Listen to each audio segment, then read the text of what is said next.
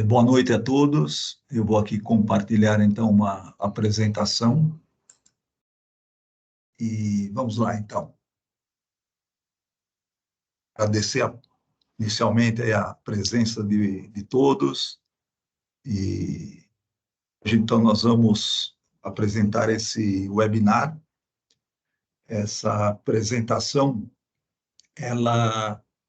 esse webinar ocorre como uma consequência de uma solicitação de algumas pessoas, alguns amigos, alguns colegas, que no ano de 2023 não puderam participar do NetCon. Nós fizemos essa mesma apresentação, um pouco diferente no NetCon, e nos pediram, então, para que a gente pudesse reapresentar. É o que, então, nós vamos fazer hoje aqui nesse webinar. E que a gente tem um pouquinho mais de tempo, vai dar para entrar em alguns aspectos um pouco mais, alguns detalhes, né? Coisa que no NetCon não foi possível. Tá bem? Antes de a gente entrar diretamente na parte técnica, eu queria apresentar um pouco a empresa. A YFC é uma empresa matriz chinesa, em Wuhan, e que está se expandindo aí pelo mundo, né? E presença no Brasil vai ficar um pouco mais claro aí durante a nossa apresentação, mas aqui tem uma visão geral da empresa em alguns números.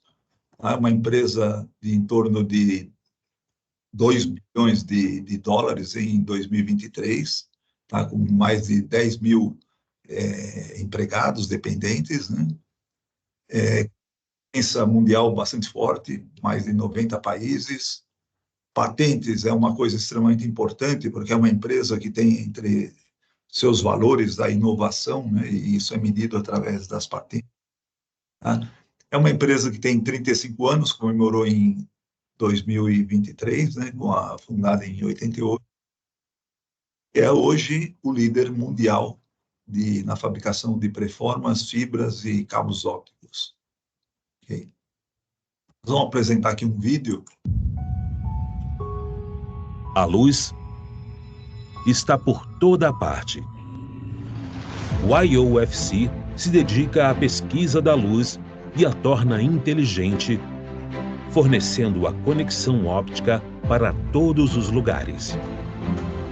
O futuro está muito próximo, porque os exploradores vão mais longe. Cada passo que dão renova nossa determinação de seguir em frente. Permanecemos fiéis à nossa aspiração original. Os momentos de honra da YOFC estão nos conduzindo para um futuro de melhor desenvolvimento.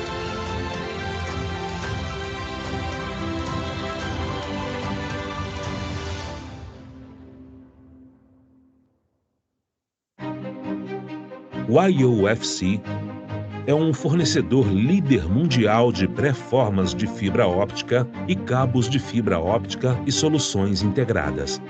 Na indústria há mais de 30 anos, com esforços incessantes e de exploração árdua. Percorreu um caminho de desenvolvimento desde introdução, digestão e absorção da tecnologia, até inovação e exportação da tecnologia, tornando-se um líder da indústria a partir de um seguidor. A YOFC tornou-se o número 1 do mundo com foco em profissionalismo e dedicação.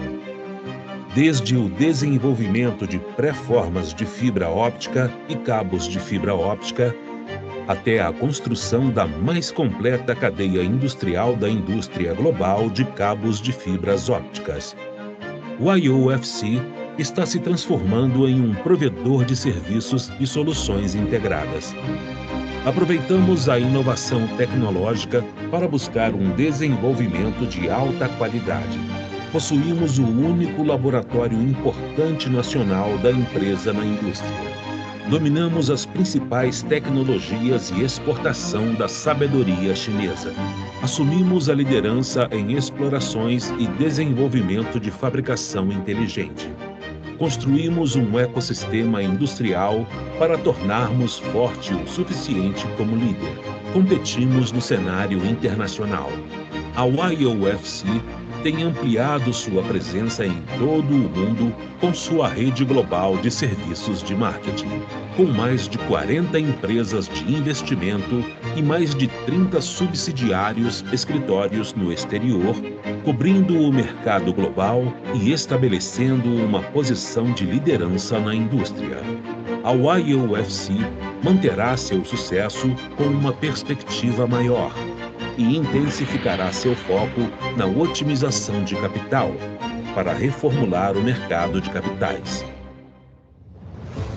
Como a nova infraestrutura representada por rede 5G está em pleno andamento agora, o YOFC abraça as oportunidades e caminha mais rápido para se transformar. Assume a liderança no lançamento da estratégia de desenvolvimento 5G. Desenvolve negócios diversificados para atender a diversas indústrias, sejam terras agrícolas, fábricas, no mar ou no céu. Pode construir um ecossistema inteligente onde todos se beneficiam com conectividade presente em todos os campos. O YOFC está empenhada em se tornar um líder em transmissão de informações e conexão inteligente, e está caminhando para um futuro melhor com a indústria.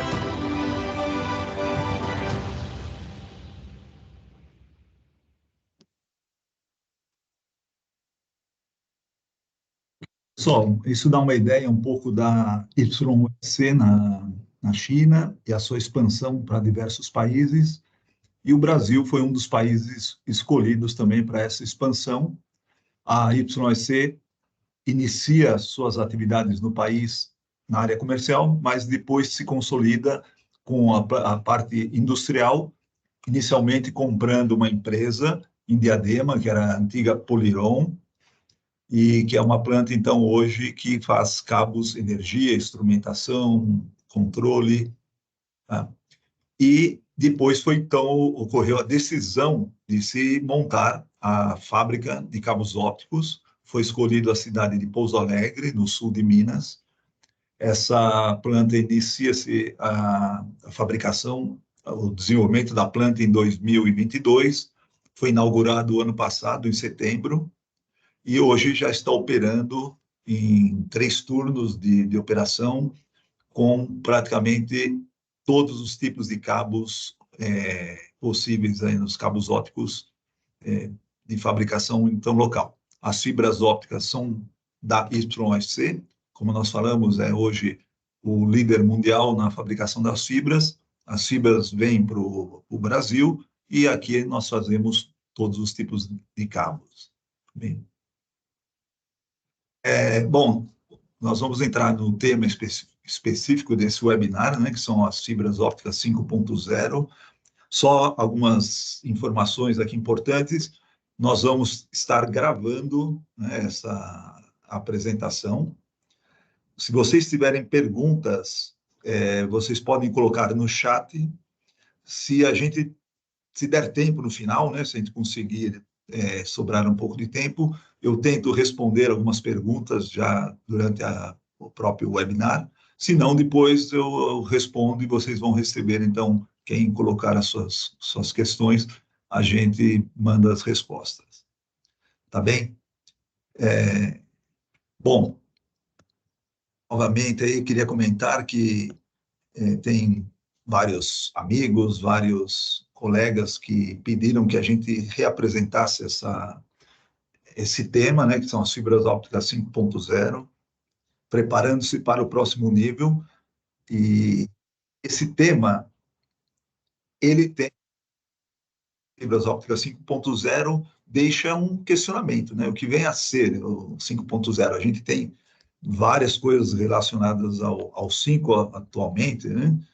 Mas esse termo, ele está relacionado ao que a gente chama de, ou conhece como a quinta geração de redes fixas, ou a chamada F5G. Tá? Então, acabamos dando esse título às fibras, porque nós vamos mostrar um pouquinho como as fibras ópticas e algumas tendências vão influenciar essa quinta geração de redes fixas, que vai ser complementada pelas tecnologias móveis, como o 5G, por exemplo. Bom, então, a agenda dessa apresentação é essa primeira discussão, um pouquinho dessa relação das fibras, a revisão dos parâmetros básicos das fibras ópticas. Isso acho que é interessante. No evento lá no Netcom do ano passado, a gente não teve essa oportunidade e a gente acaba falando de alguns termos técnicos que depois dificulta. Para muitos de vocês vai ser um repeteco, né? Vai ser coisa que vocês já sabem, mas é interessante para a gente comentar um pouquinho da evolução das recomendações do ITU-T, que estão relacionados a esses parâmetros, e as tendências. Basicamente, nós vamos falar das tendências para as redes FTTX e de transporte, tá? E depois, uma conclusão e discussões finais. Bom, o termo F5G, ele é cunhado, ele surge através de uma associação de várias empresas que começaram a discutir as gerações das redes fixas e chegaram nessa quinta geração. É um grupo onde participam várias empresas que tem como objetivo de estimular as tecnologias para essas redes fixas e também definir parâmetros, definir padrões para serem utilizados, né? Esse gráfico aqui, essa figura, eu extraí de um relatório, é o F5G, o Brasil Conectado. Ele está disponível, é fácil de encontrar, ele foi publicado por 3 empresas, né? A Huawei, a Teleco e a Softex.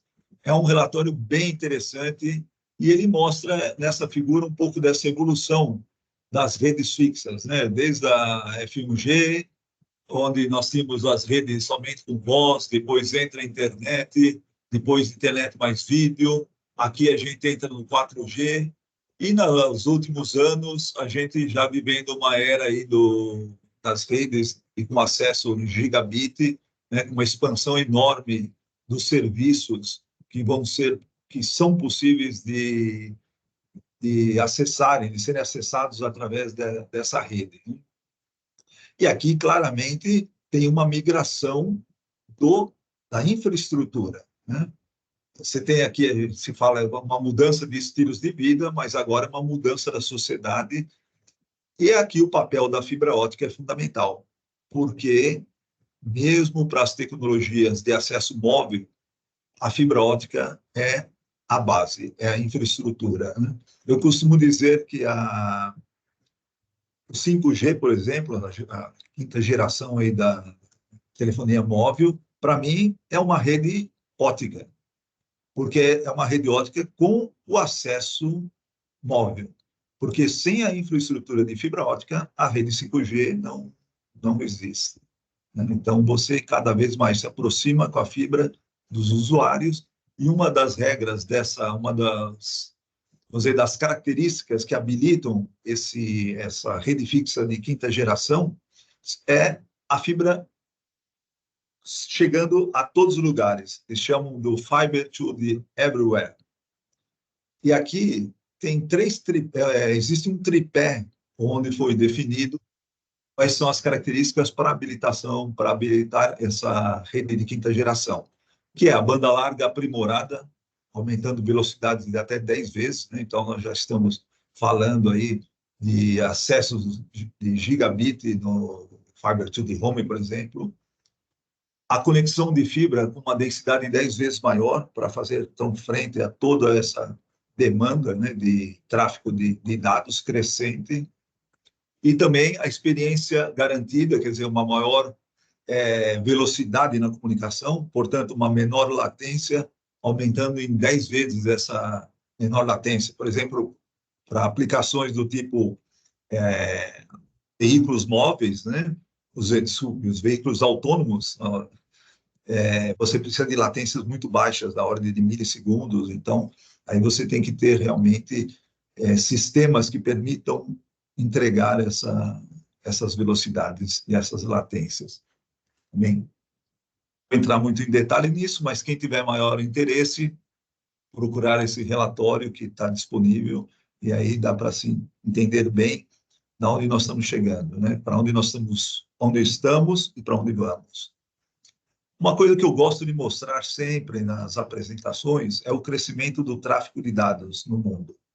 Porque esse número, ele mostra um pouco, ele mostra essa evolução da demanda, né, de novos serviços e que acabam demandando o tráfego de dados. Aqui, nesse gráfico extraído do ITUT, desse forecast global, ele mostra, nós estamos hoje aqui em 2023, há um tempo atrás, a Cisco publicou um artigo interessante que ela chamava da era Zettabyte, né?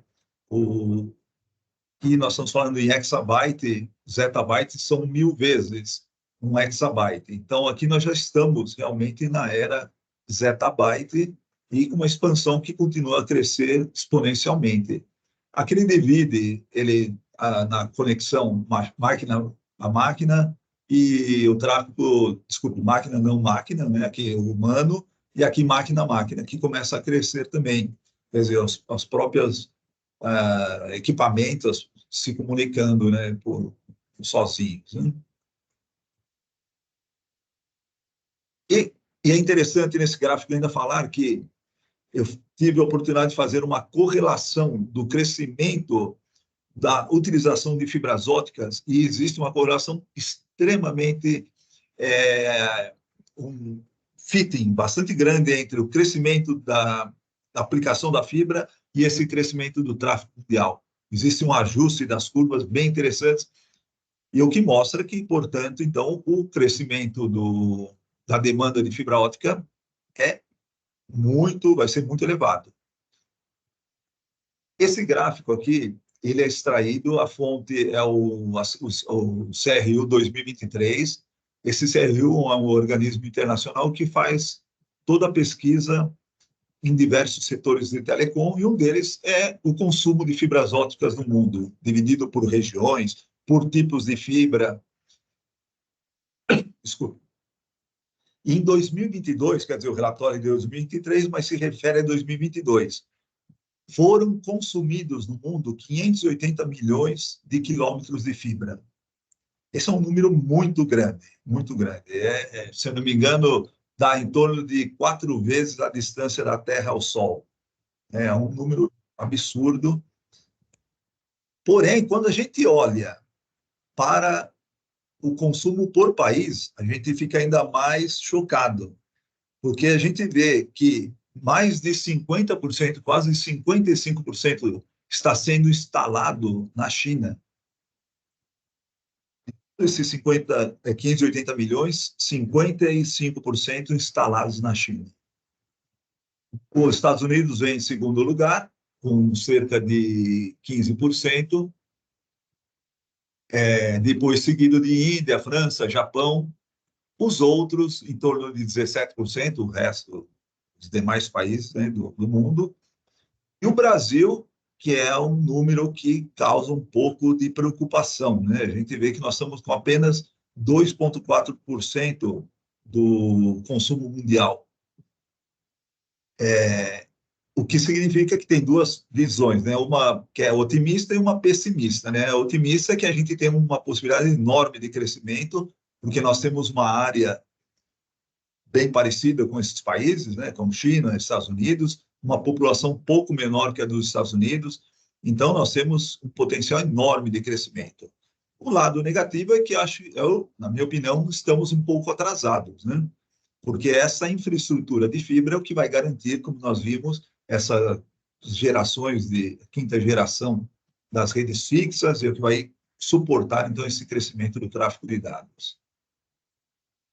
Bom, nesse consumo aqui de 580 milhões, o principal tipo de fibra óptica ainda é a monomodo. A monomodo, a boa e velha monomodo, né, que tem mais de 40 anos, a estrutura é basicamente a mesma, ela nasce lá na década de 70, na década de 80 eu considero que ela vou dizer, seria uma primeira geração de fibras efetivamente utilizadas, né, nas comunicações ópticas, principalmente no Brasil, um pouco anterior já em outros países. Mas a estrutura que a gente desenvolveu lá atrás, e eu falo a gente desenvolveu porque eu tive a oportunidade de participar de um projeto pioneiro, né, de desenvolvimento e fabricação de fibras ópticas no Brasil. Acho que tem até um colega nosso, um amigo meu aí que deve estar participando, que participamos juntos desse desenvolvimento, outras pessoas que participaram também em outras empresas ou na própria Unicamp, Centro de Pesquisa da Telebrás. E a estrutura é a mesma, é um núcleo de sílica dopada, envolto por um cladding, uma casca de sílica pura, e revestimentos, um coating com 200 microns, que é um coating interno, tem uma propriedade um pouco mais macia, com baixo módulo, e um coating mais rígido, que é aquele que protege essa estrutura e que permite, então, essa fibra ser manuseada com facilidade, né? Mas a base continua sendo a mesma, e a fibra monomodo, ela tem uma estrutura que tem esse núcleo, que tem um chamado índice de refração, né, que é o que define a propriedade óptica desse vidro, dessa sílica. Ele é dopado de forma que ele tem um índice de refração maior do que a sílica pura. Tá? Essa estrutura, mexendo-se nesse perfil, mexendo-se nesse diâmetro, você define os tipos de fibra monomodo.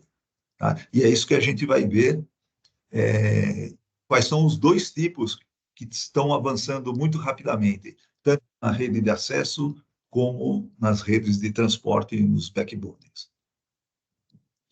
Vou aproveitar, como eu falei, a gente vai ter um pouquinho mais de tempo, mas falar de algumas características, de alguns parâmetros importantes da fibra, né? Muitas vezes, grande parte de clientes, áreas técnicas dos clientes, se preocupa muito com um parâmetro que é a atenuação, mas esquece que tem outros parâmetros que são importantes, como o diâmetro do campo modal, dispersão cromática, dispersão dos modos de polarização, comprimento de onda de corte. Esses parâmetros, quando a gente está operando sistemas básicos, né, de comunicação, eles não são tão relevantes, mas na medida em que que a empresa, que o provedor, que a operadora começa a mudar de nível, né, é importante, ela vai estar se defrontando com equipamentos de nova geração que vão começar a exigir umas características das fibras, e aí esses parâmetros começam a se tornar relevantes, né? É importante conhecê-los. E até para a gente ver como a dinâmica das normatizações e das recomendações do ITU-T, né, que é o organismo internacional que define, então, aqui as recomendações para as fibras, como eles se baseiam, e são esses parâmetros que são, vamos dizer, que se jogam com esses parâmetros para poder definir as fibras, como nós comentamos.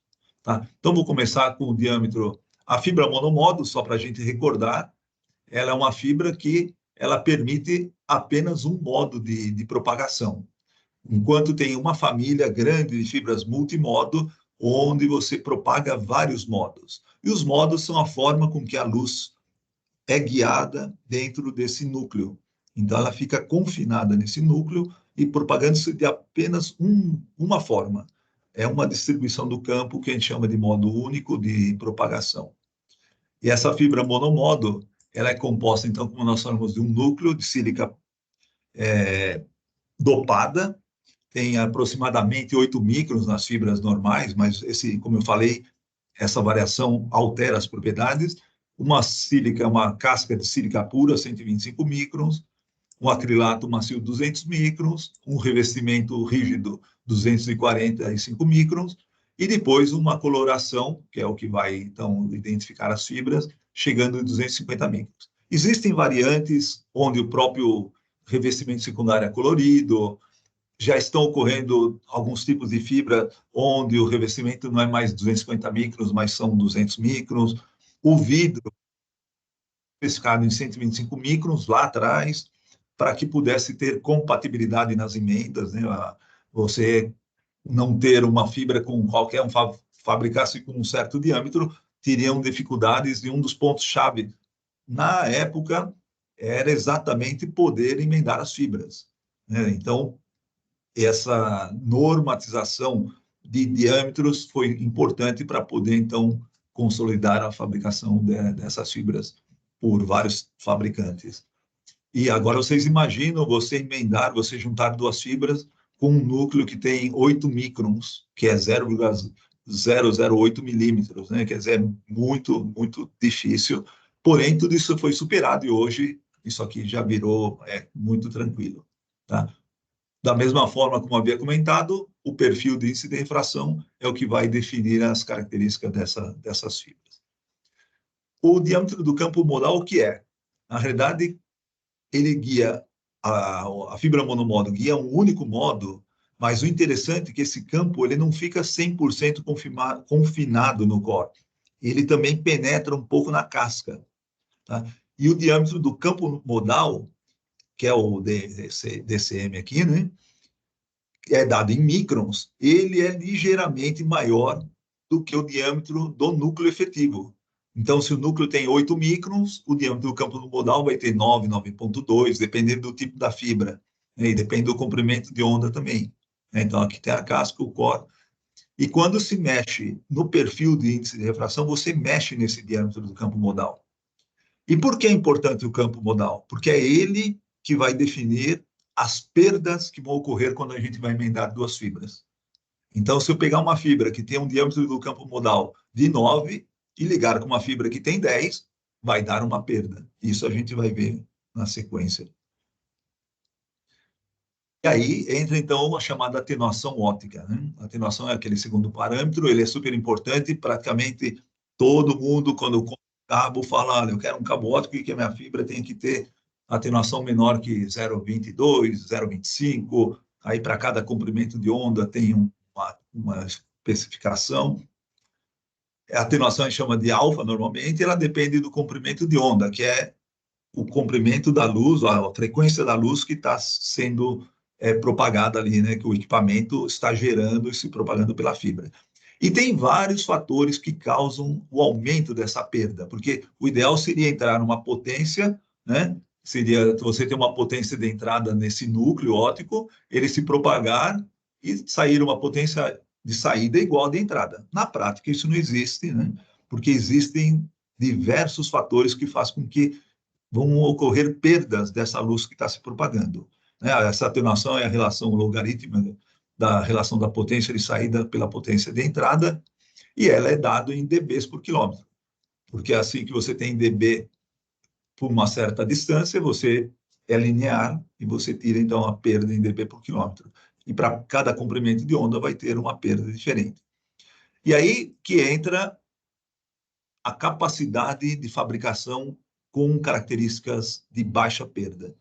Por quê? Existem impurezas como o OH, que é chamado a água, a hidroxila, que contamina a fibra, metais como ferro, cobre, etc.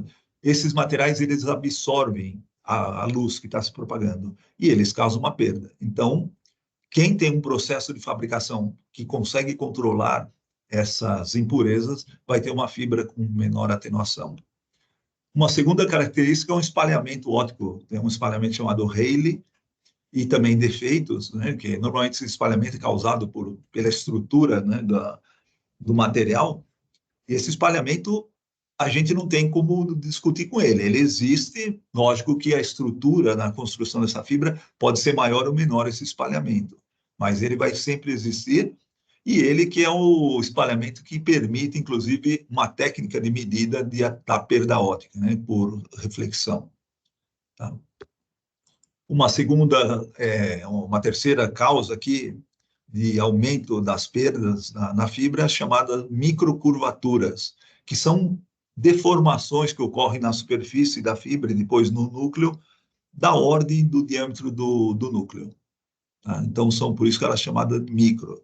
E quando se curva com diâmetros maiores, é chamado de macrocurvaturas. Por exemplo, quando você pega uma fibra e coloca ela numa caixa de emenda, numa bandeja, você está criando uma macrocurvatura, e essa macrocurvatura, dependendo do tipo de fibra, a luz se perde e se disperse pelo cladding e pelo revestimento e se transforma em calor e acaba, então, aumentando a perda também.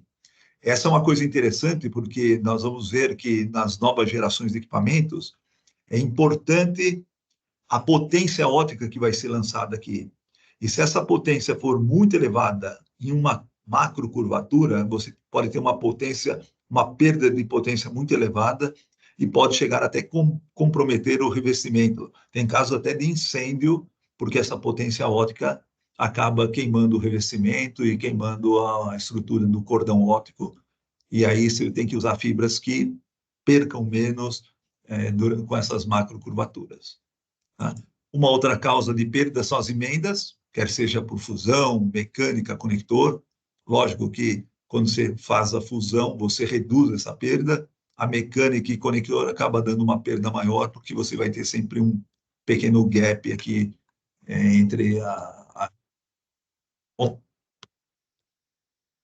e aí a gente vê a chamada atenuação espectral. As janelas de transmissão da fibra foram criadas diversas janelas, né? Foram dados nomes, né? Que vão de 1260 a 1675 nanômetros. Essa é a região do infravermelho. Já o olho humano não enxerga essa luz, né? É invisível. E aí tem essas bandas, que foi a original, a extended, a short, conventional, long e ultra long. Então, OE, S, C, L, U é a nomenclatura usada. E por que isso é usado? Porque você tem sistemas que vão operar em cada uma dessas bandas. E a fibra óptica, ela tem aquele espalhamento Rayleigh, que nós comentamos, né, que é uma das causas de perda, ele tem um comportamento que ele diminui com o aumento do comprimento de onda. E esse espalhamento ele pode ser maior ou menor, dependendo da estrutura da fibra. Tá? Se eu tenho uma quantidade de dopante muito alta, o espalhamento Rayleigh aumenta. Se eu tenho uma quantidade menor, o espalhamento diminui. Então, com isso, posso jogar e obter fibras com perdas diferentes, distintas. Né? Porém, tem uma segunda causa, que é a absorção por infravermelho, que ela sobe a partir aqui de uns 1280, 1300, ela sobe e vai subindo à medida que eu vou avançando aqui para o 1675 para cima. Com isso, o que acontece? Você cria um, um local de melhor aproveitamento da fibra. Por isso que surgiram essas bandas. Ela surgiu porque foi aqui que se descobriu onde as perdas eram menores. Né? Tem os outros fatores que nós falamos, a absorção, e um dos principais é a hidroxila. Ele gera um pico de absorção aqui em 1383 nanômetros. Se esse pico for muito elevado, ele levanta toda a curva, e o que então se busca é criar um pico de absorção, uma contaminação muito baixa, de forma que a curva não seja muito elevada. E aí a curva típica de uma fibra óptica é esse daqui. Ela tem um pico chamado o pico da água, ou de OH, que é em torno de 1383 nanômetros. Esse era o padrão ITU-T G652B, que tinha um pico de água bastante elevado. As fibras originais chegavam a vários dBs de perda aqui, né? Mas com a redução disso, criou-se um padrão, que é a 652D, chamada de baixo pico d'água, ou water peak, tá? Onde essa atenuação tem que ser menor que a atenuação 1310. Por quê? Nós temos a janela de transmissão das monomodos 1310, 1550, basicamente, e depois outros comprimentos de ondas que começaram a ser utilizados em função de diversos sistemas que foram surgindo, aproveitando, então, essas regiões de perda baixa, de atenuação.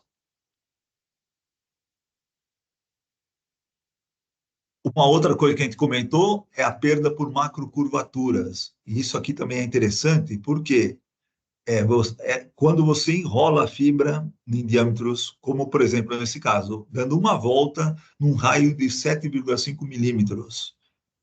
O que acontece? A fibra ela vai ter uma perda que aumenta conforme você aumenta o comprimento de onda.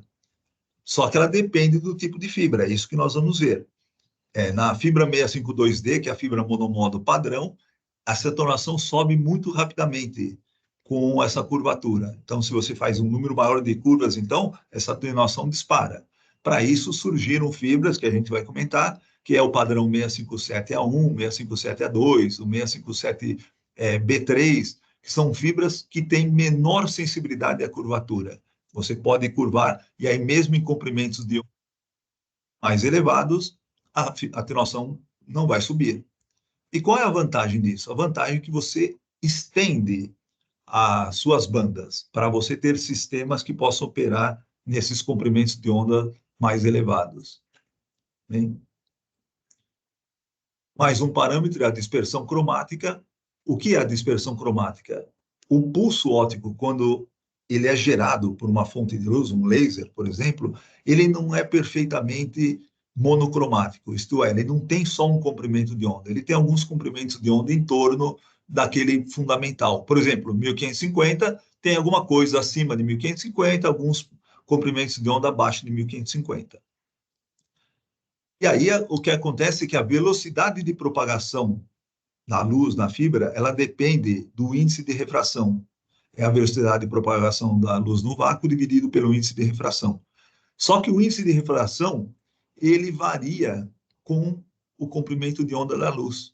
Portanto, a velocidade de propagação desse pulso depende do comprimento de onda. E se ele tem vários comprimentos de onda, o que vai acontecer é isso aqui, ó. Alguns comprimentos de onda viajam mais rápido, outros mais lento. Esse é o mais rápido, esse é o mais lento. O que acontece, então, é que esse pulso se alarga. E alargando, eu diminuo a capacidade de transmissão do meu sistema. Porque a capacidade é quanto mais pulso eu consigo mandar no tempo, maior é a capacidade. Se eu alargo o pulso, eu tenho que diminuir a minha quantidade de pulsos, eu reduzo a capacidade de transmissão lá nos bits por segundo.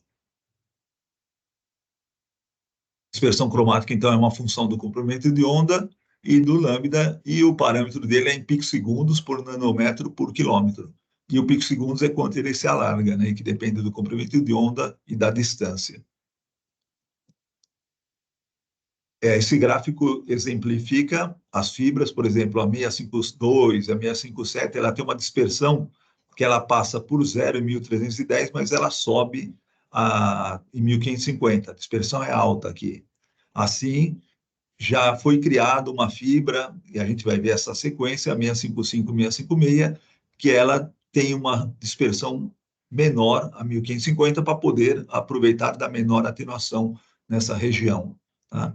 E a gente vai comentar de uma fibra, que é um padrão 654, que é chamada de fibra com deslocamento do comprimento de onda de corte, que também tem uma dispersão elevada, parecida com a 652 e 657. Tá bom? E essa dispersão, então, também ela vai causar os limites que você vai poder utilizar o seu sistema, qual vai ser a distância que você vai operar com uma certa taxa de transmissão, porque à medida que vai alargando o pulso, como nós vimos, reduz a capacidade. E aí tem todo um jogo para poder utilizar fibras com dispersão elevada, e isso a gente comenta mais para frente. Assim, mais uma que é a dispersão dos modos de polarização. Da mesma forma, o pulso óptico de entrada, além dele ter os vários comprimentos de onda, ele também tem dois modos de polarização, que é a direção do campo, né, da luz, né, do campo elétrico. E o que acontece é que a propagação desses campos também viajam com velocidades diferentes.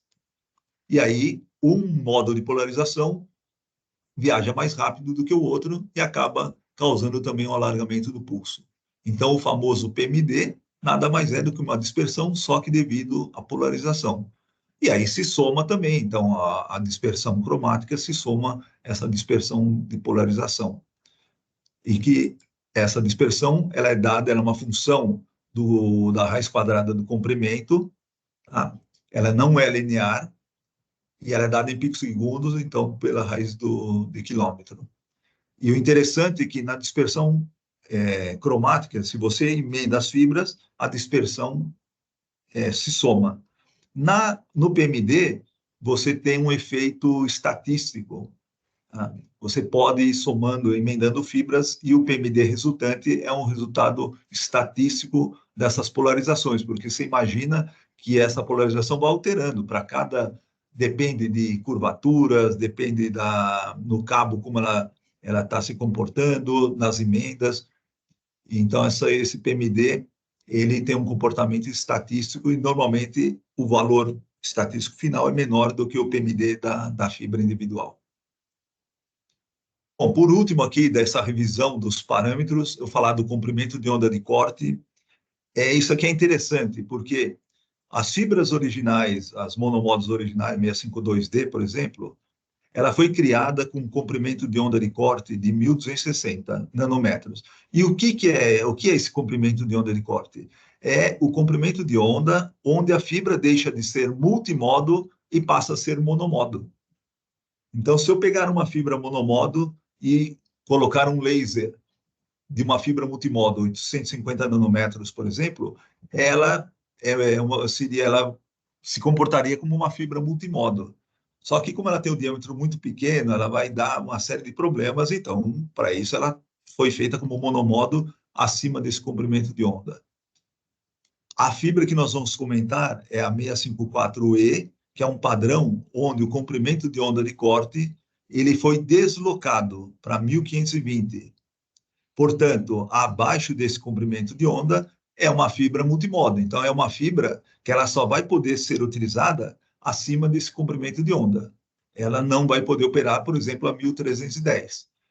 Porém, esse deslocamento ele traz uma série de vantagens em termos de capacidade de transmissão, e que é isso então que eu vou mostrar mais adiante.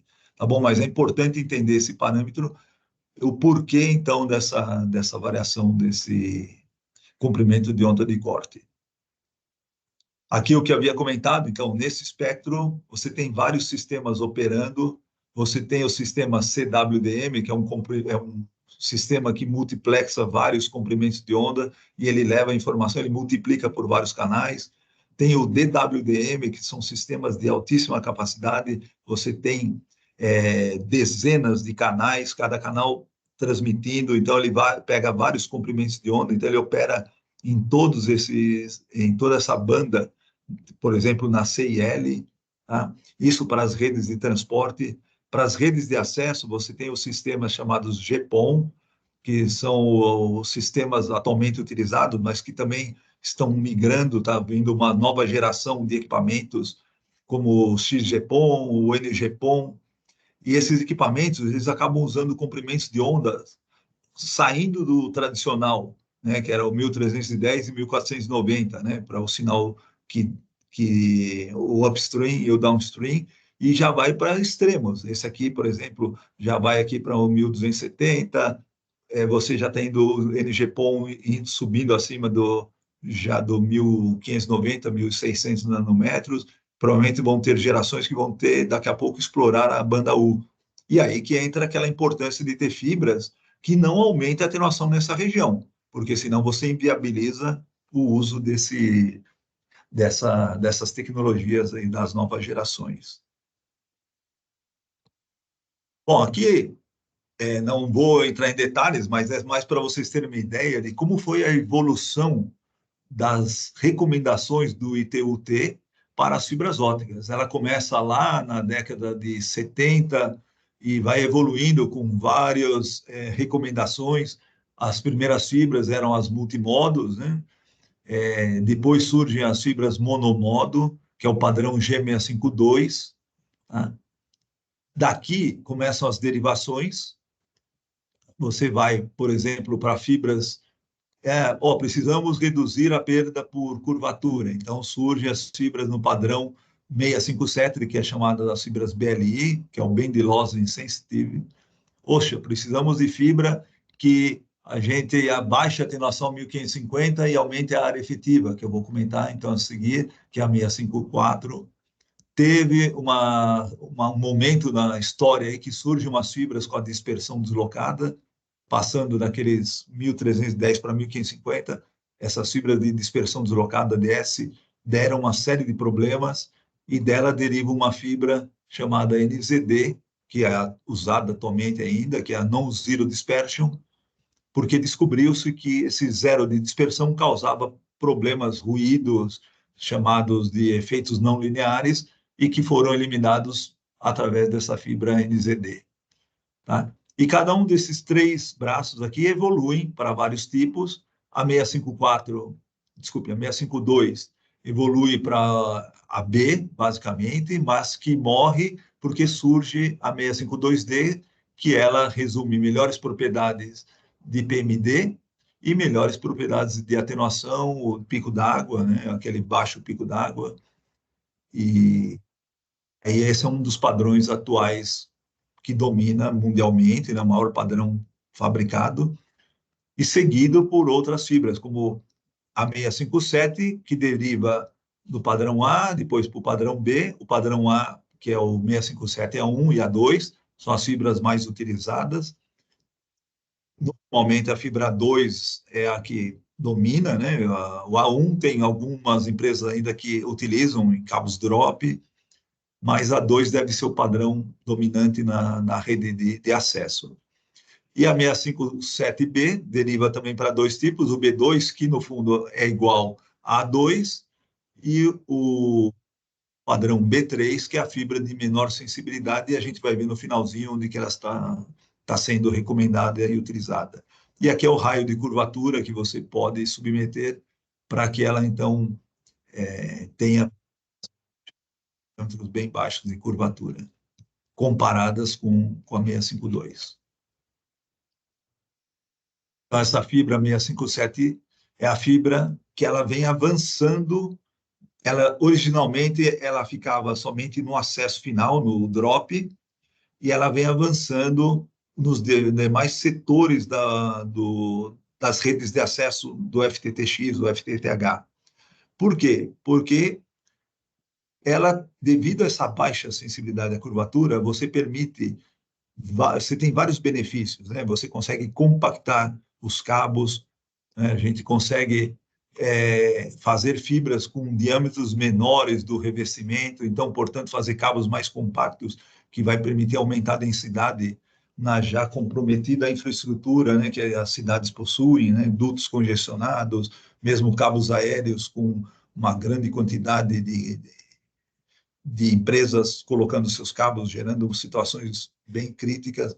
Então, a redução de diâmetro, a miniaturização é mandatória. E, para isso, a fibra 2 se presta a esse papel, né? Além de permitir a redução também da conectividade, caixas de emendas, distribuidores ópticos, você começa a compactar tudo isso, né? E deixando a fibra ainda, tendo uma fibra que não é tão sensível e que vai, em eventuais manutenções que ocorrem ao longo do tempo de vida, né, vai manter padrões de perdas bastante baixos, né? E era uma fibra que vai suportar aquelas novas gerações que estão vindo aí dos sistemas PON, né, que vão começar a utilizar extremos aí daquele espectro óptico. Bom, com relação, então, às redes de acesso, acho que a grande mensagem a expansão, o avanço das fibras 657A2, estão surgindo as redes pré-conectadas, né? Fibras os cabos pré-conectorizados, né? As redes já o pré-com, que usam essa fibra por conta, então, todo esse benefício que vai trazer para essa rede de acesso. Mas mesmo as redes não pré-com, está se observando em alguns países essa migração da fibra 657A2 para os demais setores, né? Não só no acesso final, mas também na distribuição e na alimentação, né? Os trechos desde o central office até o cliente, né? Então, o uso dessa fibra é extremamente recomendado e, paulatinamente, vem aumentando, então, a demanda mundial para essa fibra. Ela hoje é uma fibra mais cara, sim, porém, é uma questão de volume, né? Se daquele volume começar a aumentar significativamente e migrar da 657, da 652D para 657, obviamente, vai ocorrer uma redução também do preço por uma questão de escala de produção. Bom, falar então um pouco da parte do sistema das redes de transporte. Esse é um gráfico que eu vou passar rapidamente, mas ele mostra um pouco da sinergia da evolução dos sistemas ópticos para o transporte, né? com os tipos de fibra. Então, a fibra monomodo, a SMF, né, lá na década de 80, década de 90, usando fibras com as perdas normais, com sistemas de TDM. Depois surge nessa época aqui, na década de 90, até o ano 2000 e até hoje, né, a parte de amplificação óptica, que são os amplificadores do tipo EDFA, depois surgem os amplificadores Raman. E esse amplificador óptico é interessante porque ele permitiu que o sinal óptico fosse amplificado sem ter que converter num sinal elétrico. Né? Porque os sistemas tradicionais, você tinha que transformar o sinal óptico em elétrico, amplifica, regenera, transforma em óptico e manda para frente. E com os amplificadores ópticos, você praticamente elimina. Praticamente não, você elimina essa necessidade de conversão elétrica e eles vão sendo utilizados. E aí todos eles, os sistemas WDM, que a gente comentou, dos vários comprimentos de onda, as fibras com NZD, para permitir, então, um aumento maior do número de canais. Começam a surgir os efeitos não lineares, o controle do efeito não linear, e isso nós vamos comentar para essa fibra 654, né, como esse efeito não linear. E, a princípio, estava se aproximando de um limite que era chamado de Shannon Limit. Foi o Shannon, ele definiu, ele fez umas equações, e ele dizia que o limite estava em 100 terabits por segundo. E, realmente, estava se configurando esse limite mesmo, mas que já foi ultrapassado, já foi sobreposto, né? Você já tem sistemas passando, rompendo essa barreira, né? Estão surgindo novas tecnologias de fibras, mas a gente não vai comentar nesse momento, que são as fibras de múltiplos comprimentos de onda, tudo para você superar esse limite e avançar, então, para capacidades maiores, que é o que é e vai ser necessário. Mas, basicamente, nessa evolução aqui dos sistemas ópticos, né, das fibras nos backbones, né, nos transportes, você tem que ter alta velocidade, alta capacidade e longa distância de transmissão. São os três requisitos fundamentais, né? Porque você vai ter distância, por exemplo, nos backbones submarinos, vai ter distâncias de 10 mil quilômetros, né? E quanto maior a distância que eu conseguir transmitir sem ter que regenerar o sinal, menor a quantidade de equipamentos ativos ou de regenerações nos cabos submarinos, idem para os cabos terrestres, né? E que, portanto, permitam que eu não precise colocar tantas fibras, que eu possa, então, ter alta velocidade e alta capacidade com menor fibra. E aí, quais são os parâmetros que estão em jogo, né, nessa brincadeira? Primeira coisa é a relação sinal-ruído. A relação sinal-ruído, isto é, quanto maior a potência eu mandar, maior a chance de eu chegar com um sinal audível lá na outra extremidade, né? E isso é chamada relação sinal-ruído, que tem que ser elevada. O fator é um fator que define a capacidade do sistema, né, de processar essa informação. Quanto maior for também, melhor. Nós não vamos entrar em detalhe nesses casos aqui, vou só comentar de onde ele surge. E nos sistemas, então, nós temos que ter baixa perda. Quanto menor a perda nessa transmissão, maior o sinal vai chegar, e menor efeito não linear, que é aquilo que nós comentamos, né? Quando a potência é muito elevada, surgem os chamados efeitos não lineares, que acabam causando redução da capacidade de transmissão.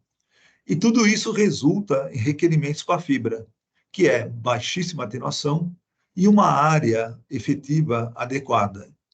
Essa área efetiva é a área que está relacionada àquilo que nós vimos lá no início, que é o diâmetro do campo modal. Quanto maior o diâmetro do campo modal, maior é a área efetiva. Por quê? Quanto maior essa área, menor é a densidade de potência. Eu posso colocar mais potência que ela se dissipa numa área maior. Quanto menor for o diâmetro da fibra, maior é a concentração de potência, portanto, eu tenho que reduzir essa potência, né?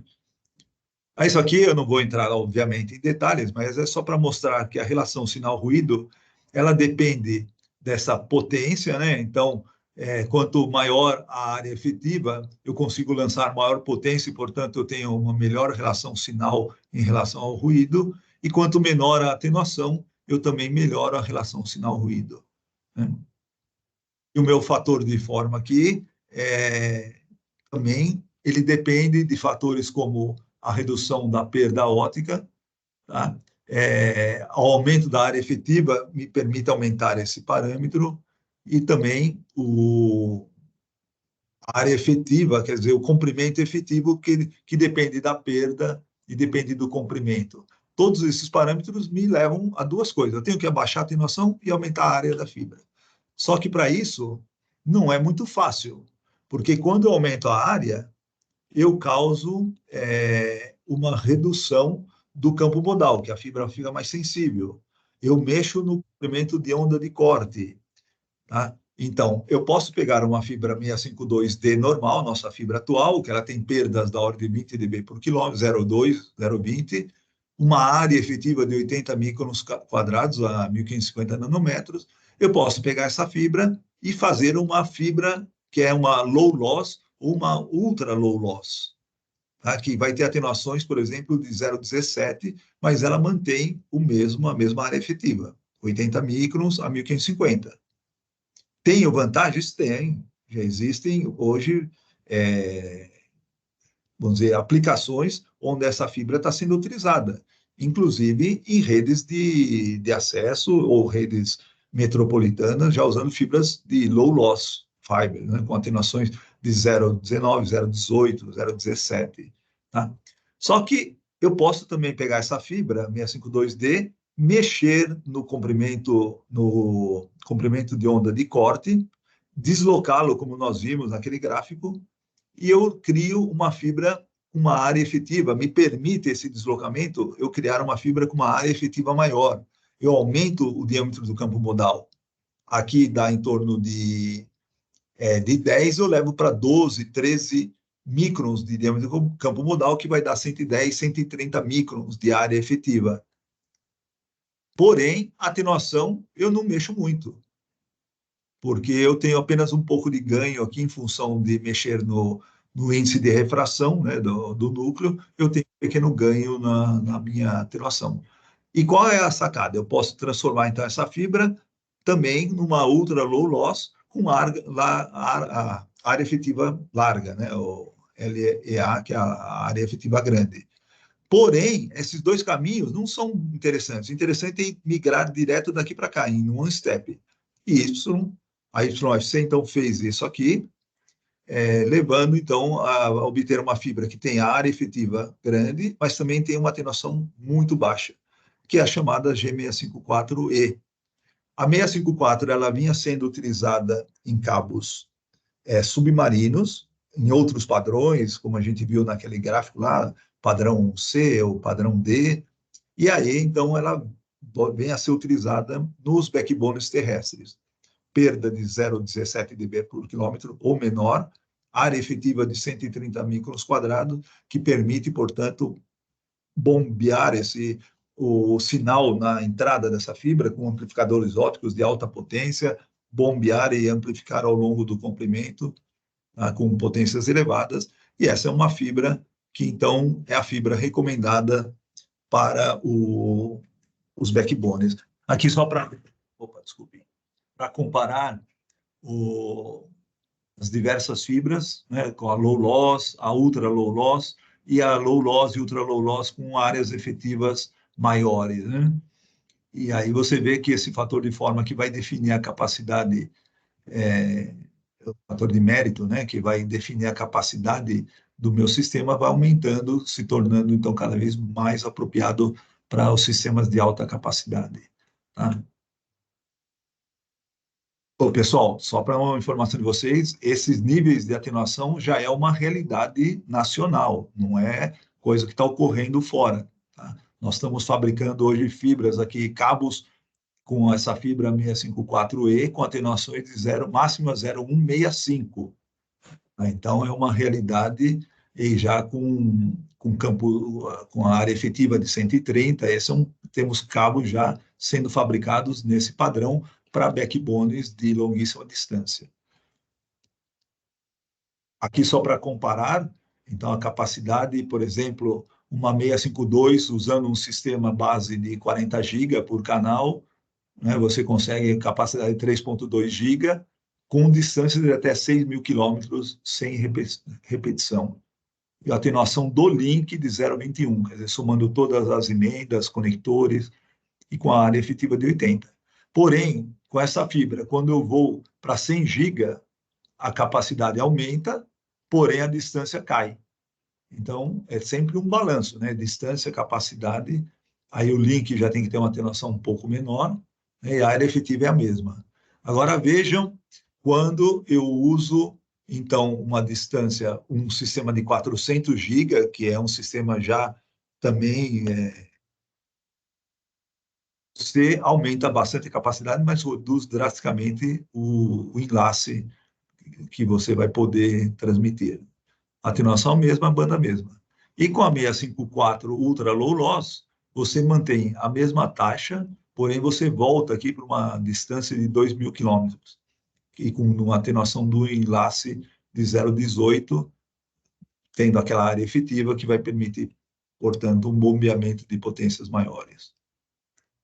Só para comentário aqui, a YFC publicou um artigo no ECOC em 2022, que junto com a China Mobile, o instituto, né, de pesquisa da China Mobile, eles obtiveram um recorde mundial em velocidade, capacidade e distância, que são aqueles 3 parâmetros que a gente comentou, conseguindo 800 GB num enlace de 2.018 quilômetros, tá? Usando essa fibra G654E, que isso é extremamente interessante e abre. A gente sabe que 800 GB em backbones vai ser fundamental para o transporte de todo esse tráfego de dados que cada vez aumenta, como a gente viu no início. Ok, e para complementar então aqui alguns parâmetros dessa fibra 654E, quem tiver depois interesse, a gente pode mandar maiores detalhes, informações de âmbito campo modal, da área efetiva, as perdas, tem várias características de vários tipos de padrão, né? E que então permite vocês compararem com as fibras, como por exemplo a 652D.